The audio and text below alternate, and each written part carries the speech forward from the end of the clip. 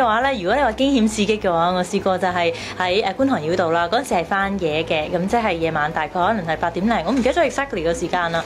咁但係咧就係觀塘繞道嗰度發生咗一單交通意外喎，咁我哋又停低咗一邊，直頭係衝咁樣橫跨咗6條嘅行車線，就去到嗰個位置嗰度去影啦。有血有汗。係㗎，嗰一刻就會覺得哇 cameraman 真係好勁啊！尤其是佢哋其實好危險嘅工作啦，攞住個 camera 就好重啦。佢哋嗰一刻就係最緊要就係將最快最真嘅真相去攝錄落嚟咯。咁嗰一刻我都覺得哇，好冒險刺激喎！喺鏡頭前面我哋就會比較認真啦、端莊啦。咁但係雖然係咁，但係就唔一定係黑板嘅。講緊嘅係因為好多突發嘅新聞會發生嘅，咁所以我哋時時刻刻咧就保持戒備。咁可能有啲突發嘅事啊，我哋要即刻做資料搜集啊。然之後喺鏡頭面前咧，希望係用一種好似朋友嘅感覺，就係話一個重要資訊俾你聽，而唔係話喺冷冰冰嘅。即係我就比較中意一種親切嘅感覺嘅 style，去將一個信息話俾觀眾聽咯。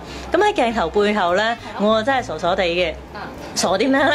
我就最中意咧就買2大袋嘅啲零食咧，咁就送翻去呢個公司咁樣。啲人就哇，你買咁多，跟住我就會周街派噶啦。因為我覺得越同大家一齊分享美食咧，係件好開心嘅事咯。咁我就有時佢哋好好啦，請翻我食雪糕啦。咁我一食雪糕咧，我就跳跳紮噶啦。咁我揸住個雪糕喺度跳下咁樣，跟住佢哋話：你冇事啊嘛？